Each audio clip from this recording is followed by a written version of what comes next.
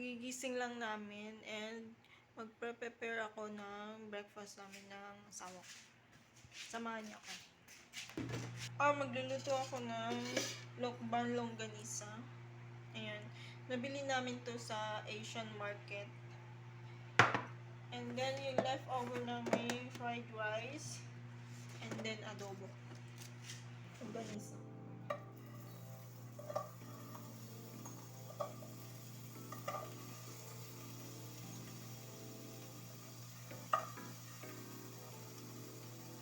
Painit ko tong adobo.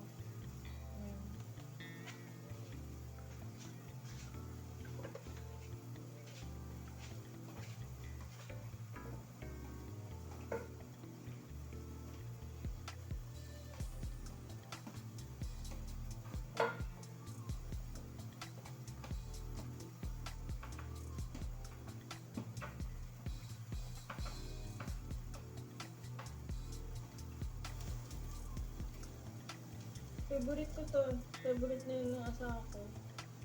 Yung lokban longganisa. Wala kasi kami makita Ilocos longganisa, guys. Ito lang yung medyo magkalapit naman sila ng lasa. May bawang din to eh. Nilagyan nila ng bawang. Maraming bawang. Nalalasahan ko pala doon. Yung asawa ko nainit din sa bawang. Halos lahat ng niluluto namin merong bawang.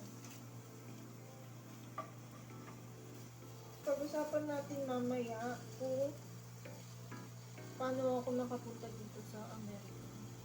Ano yung in-apply namin visa. And kung ano yung mga kailangan. Gano'ng katagal. And para sa may mga gusto rin mag-apply ng gano'n. Tukin ko yung longganisa para lumabas agad yung mantika niya. Para mabilis. Kasi frozen to eh.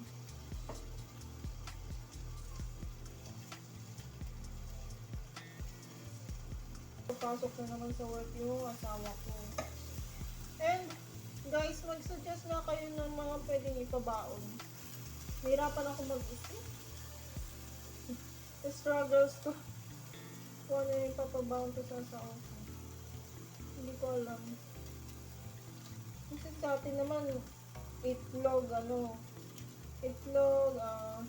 tinola, adobo, okay lang. Ganun kasi dito, hindi sila mahilig masyado sa rice. Kumakain naman yung asawa ko sa rice, pero hindi palagi. So, ang pinapabaon ko minsan sa kanya, yung mga wrap, burrito, ganyan. Spaghetti. Gusto niya rin yung spaghetti eh. Pero yung hindi masyadong matamis. Ipakita ko sa inyo kung ano yung niluluto ko. So ayan guys, yung lokban longganisa. Alam ko nakita niyo na to sa ibang video ko. And then ito, gumawa ko ng rice, garlic. With garlic yan guys, and soy and turmeric. And then ito yung adobo. Ayan. Ayan ang breakfast namin. And then yung leftover fried rice galing sa Thai restaurant. Hindi madilim doon. You want a shortfall? Hmm? You want a shortfall as well? You want also papa? Yeah, it's gonna be kind of small. Regular Yeah, rice. rice. Regular rice. You want skinny shortfall or soft shortfall? That's all. Let's start with this one.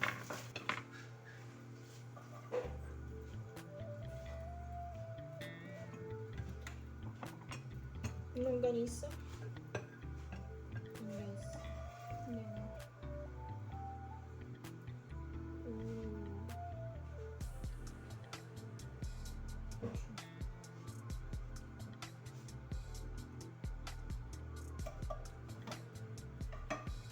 Tapos yung isang fried rice natin. fried rice again.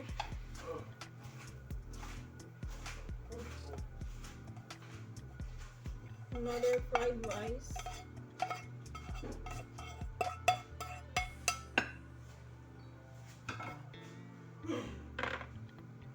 Then, lagyan natin ang adobo.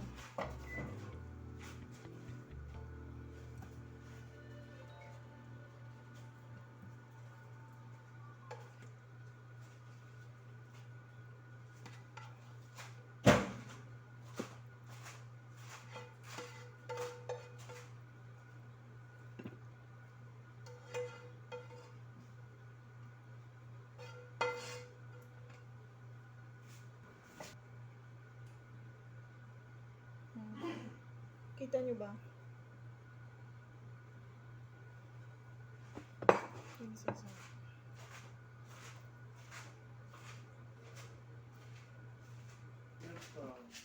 Siopaw? yeah. It's already done lang. Tingnan natin yung siopaw. It's so small. Yeah, they used to be bigger. It's so small. They made them smaller. They're kind of annoying. But they made them smaller.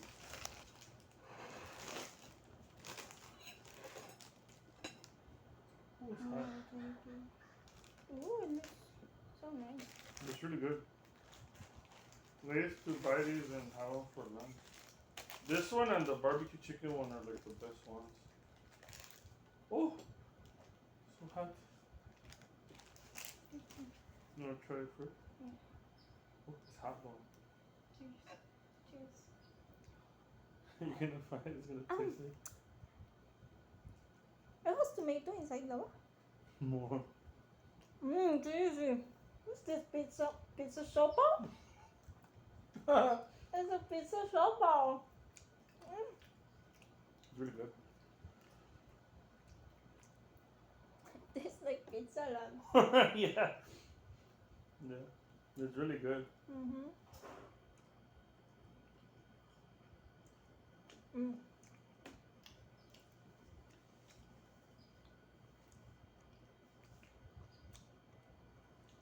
Out. Yun yung ganyan. They sell them at grocery store, they're really cheap. Ganyan siya.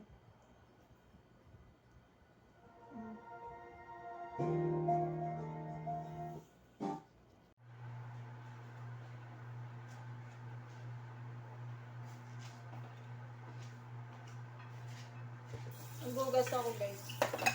Nagkainin lang.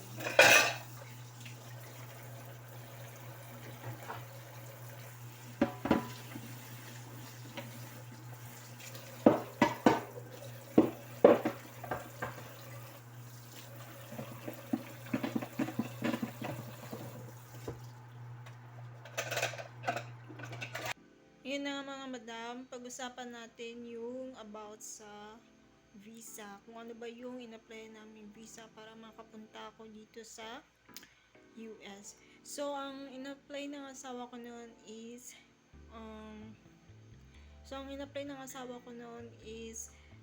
fiancé visa sa dito sa US. And ang alam kong application fee is 540. And then naghintay kami for almost a year para ma-approve. Kasi November 20 pinasa niya November 24 natanggap sa office ng November 27, and then nagkaroon kami ng RFE September 5, and then na-approve yung petition niya sa akin November 18 or 19, basta isa sa dalawang yan. And then dumating sa embassy yung papers ko mga January 16. January 16. And then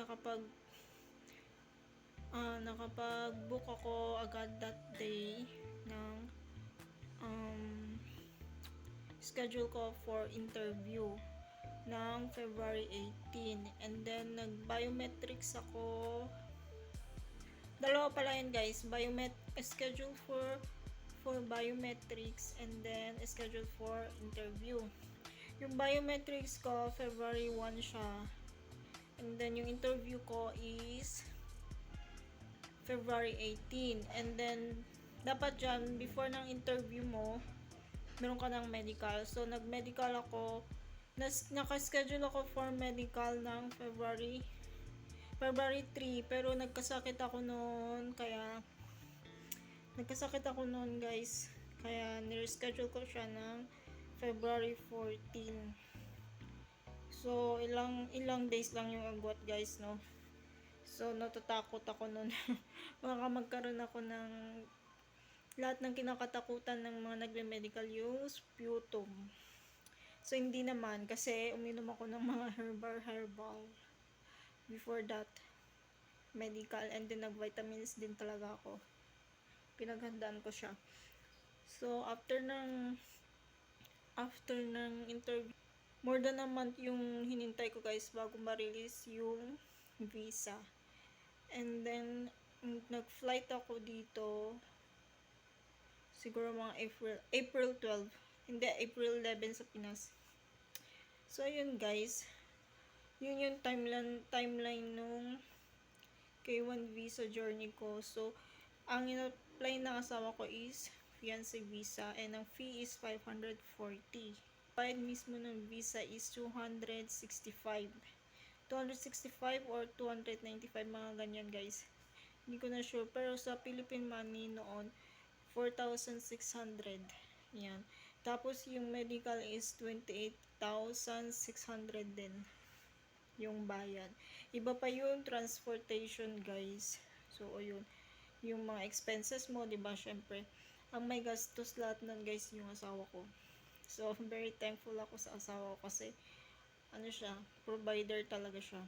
So, kung kayo, isang Pilipina na gusto nyong mag-apply ng K1 visa, visit nyo lang yung website ng USCIS, guys. Doon makikita nyo lahat ng requirements, yung fees na kailangan nyo, and kung ano ba yung step by step. Kasi meron yun silang step by step na dapat nyong gawin for applying, guys. My husband's marinating it, mixing it well. You gotta marinate it for how many hours, love? So you get hungry. I get hungry.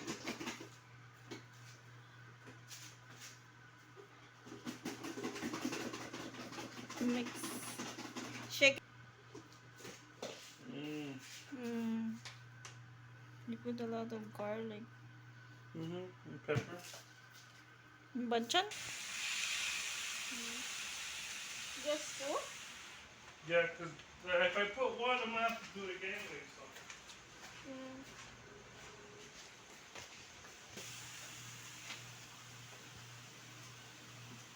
Because if I don't put them all, then I'm gonna have to cook twice.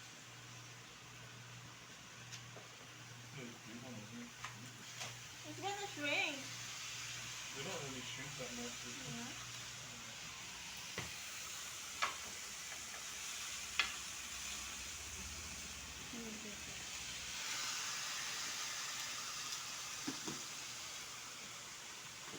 Smells really good. Oh, the It's garlic. strong? The garlic's like clean my eyes.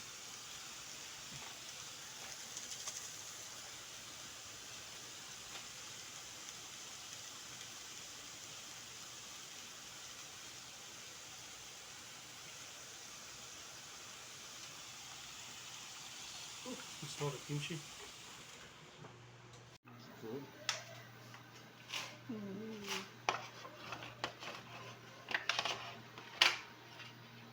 see. I have to put it backwards because I can see the bone here.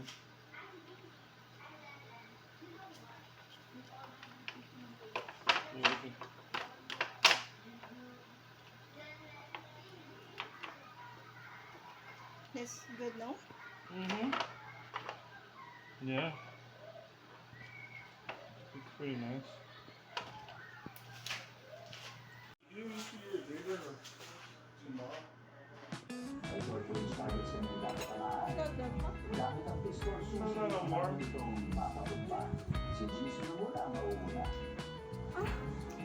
Mm.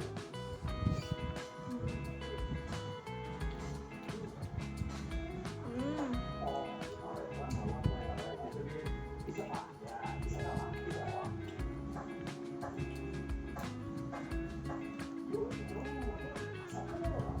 Shapur. Shapur. They don't have L in their alphabet. Instead of R, they say it like L. Shapur. Instead of L, they say it like R. Shapur. Okay na sa amin ni Kim Jisoo, short news target.